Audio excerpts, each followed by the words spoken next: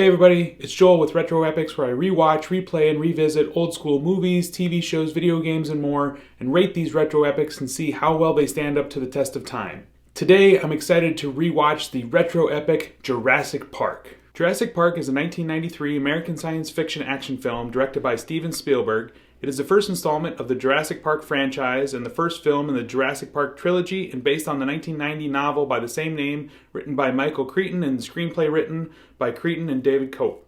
The film stars Sam Neill as Dr. Alan Grant, Laura Dern as Dr. Ellie Sattler, Jeff Goldblum as Dr. Ian Malcolm, Richard Attenborough as Dr. John Hammond, Samuel L. Jackson as Ray Arnold, and Wayne Knight as Dennis Nedry. During the original theatrical release, it grossed over $912 million, becoming the highest-grossing film ever at the time of its release until it was overtaken by Titanic in 1997. The film won more than 20 awards overall, including 3 Academy Awards for Best Sound Effects Editing, Best Sound, and Best Visual Effects. So, what's the movie Jurassic Park about? Dr. John Hammond has created an amusement park based on cloned dinosaurs on an island called Isla Nublar off the coast of Costa Rica. After a velociraptor kills one of the workers while they're being transferred to the park, the investors require that a lawyer accompany and review the park for safety purposes before they'll allow it to open. The investors also require other people to sign off, which requires them to go find additional doctors to sign off, including Dr. Alan Grant, Dr. Ellie Sattler, and Dr. Ian Malcolm. Upon arrival to Jurassic Park, they are shocked to see living dinosaurs as they stroll up upon a brachiosaurus. They find out that the cloning process for dinosaurs was done by finding amber inside of mines that they found historical mosquitoes that they were able to extract the DNA from and connect them with frog DNA to complete the DNA strand and recreate these dinosaurs. They also find that to prevent breeding in the wild, all of these dinosaurs were genetically modified to be female at birth. While the group is clearly astonished by the cloning of dinosaurs, they are all skeptical, especially Dr. Ian Malcolm, that by breeding them all as female, that life will not find a way to somehow continue on. The group is then joined by Dr. Hammond's grandchildren to do the first tour of the park. The tour doesn't go as planned, however, as many of the dinosaurs do not show, and they actually take off a sidebar and go to find a sick Triceratops. Unfortunately, their tour is cut short, however, as a tropical storm is moving into Isla Nublar. The group then returns back to the vehicles to go back to the visitor center. However, Dr. Ellie Sattler stays with the sick Triceratops as the storm moves in. We're then back at the visitor center where we see Dennis Nedry is a disgruntled programmer who's working for a rival of the Jurassic Park firm to steal the embryos and give them away.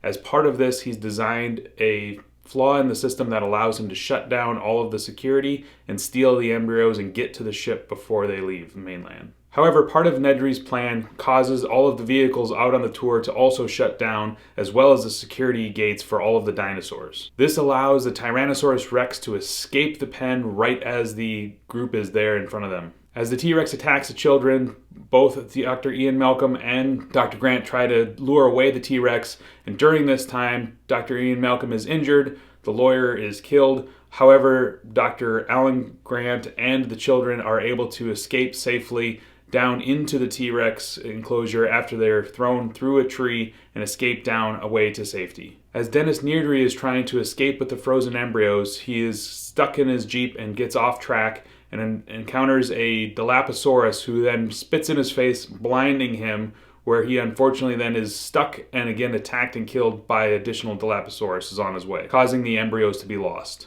Back at the visitor center, Dr. Ellie Sattler works with the ranger to go find the missing visitors, Dr. Alan Grant and Dr. Hammond's grandchildren. While Dr. Alan Grant and the children try to escape the T-Rex, they climb up into a tree for safety overnight, where they encounter a Brachiosaurus up close and personal. As they climb down the tree the next day, they find a handful of broken eggs, showing that Dr. Ian Malcolm's concern of life finding a way was correct, and that dinosaurs are breeding out in the wild and not just in the lab, as Dr. Hammond suggested. Unable to decipher the code that Dennis Nedry put in, blocking them out of the system, they decide the only way to reboot everything and to regain power is to shut off everything and reboot the system. During the reboot process, they realize everything worked properly and they've rid the system of Nedry's code. However, some of the breakers have turned off and they're going to have to go separately to the bunker to reboot all of the breakers. Ray Arnold volunteers to run and reboot the breakers, as he says he'll be back in just a few minutes. However, when he fails to return after a period of time, Dr. Ellie Sattler and the Ranger both go exploring to look for him and to try to reboot the system. On their way to the breakers, however, they find that the Velociraptor enclosure has also lost power and that they've encountered that the Velociraptors are loose in the park. Dr. Ellie Sattler runs for safety for the breaker room while the Ranger continues to hunt the Velociraptors. However, eventually finding out that the Velociraptors are hunting him as they kill him out in the wild there. Down in the bunker, Dr. Ellie Sattler eventually finds the breaker room where she's able to restore power to the entire park. However, immediately after restoring power, she's attacked by a Velociraptor and finds that Ray Arnold has been killed in the process as well. She immediately runs back to the visitor center as fast as she can to try to escape the Velociraptors. Dr. Alan Grant and the grandchildren then have made their way back to the visitor center safely, but find everyone to be missing. So the children stay at the visitor center while Dr. Alan Grant goes outside to look for the others, where he encounters Dr. Ellie Sattler running away from the Velociraptors as they immediately try to rush into the visitor center for safety. During this time, however, the other Velociraptors have got into the visitor center and are now after the children as they run into the kitchen for safety. The children are eventually able to escape the Velociraptors and get out without injury. All of them eventually make their way back to the control room. However, the locks are still not operational, and as the Velociraptors have shown an ability to even open doors. And so as the adults are bracing against the door, the granddaughter has to try to hack into the computer to restore all the locks to safely escape. She manages to do that. However, after blocking them out of the door, the Velociraptors continue to attack through the windows, and the doctors and children have to immediately try to escape to survive against the Velociraptors from the control room. As the four of them are continuing to try to escape the raptors, they're climbing down the bones of the Tyrannosaurus in the main lobby, and as all hope appears to be lost and they're cornered by the Velociraptors, at the last moment they are rescued by the Tyrannosaurus Rex as it eats the Velociraptor and takes all the attention of the other raptors as well, eventually allowing the humans to escape while the T-Rex stands triumphantly after he killed all the raptors and is the lone survivor and truly the king of the dinosaurs. The movie then ends as the entire group is met up with Dr. Malcolm and Dr. Hammond, who get onto their helicopter and fly away, ultimately dooming Jurassic Park to never open. So, how does Jurassic Park stand up to today's standards? In terms of story, I think this is a great story and one that can be retold, as seen by the multiple reboots and of additional trilogies that spawned off this one, as well as new Jurassic World reboots. This movie is something that everyone's excited by dinosaurs. The fact of a theme park around them is great. The terrifying of what man and dinosaur together would look like. Again, I think this is a story you could retell 1,000 times, and one they probably will retell 1,000 times. 10 out of 10 for story. In terms of acting and characters, I really like a lot of the people in this. I think both Dr. Grant and Dr. Sattler are very good. I think the Dr. Hammond character is phenomenal. He has this great kind of accent to him that just makes him memorable. Of course, Jeff Goldblum as Dr. Ian Malcolm is great. The children are good in this. Everyone else, again, is fine and very good. Samuel L. Jackson, of course, has a fun, small part in it, one of his earlier roles, as well as Newman from Seinfeld. Wayne Knight plays a great role in this as well, too. So I think the majority of them are really great, but you don't remember the people as much as you remember the dinosaurs. So while they're great, I can't give them a perfect score. Take a point off, 9 out of 10. For entertainment value, this movie hits it all. This is 100% a popcorn movie. It's got great entertainment throughout the movie in terms of just ability to see dinosaurs, this brand new park, and what could happen, to what's going to happen when we lose power, to the attack from the T-Rex, the Triceratops, just all the cool action going back and forth. Really keeps you on the edge of your seat. It's exciting, it's fun, it's a little scary even at some points. And so to me, I enjoyed the movie start to finish. The sound, everything is great, which we'll get to in a minute. But I think overall entertainment, phenomenal, 10 out of 10. Visuals and cinematography, if we go back to 1993, this is a 100 out of 10. This broke barriers, was stuff that had never been seen before, and is amazing. Bringing it up to today's standards though, the dinosaurs still look really good, especially the T-Rex.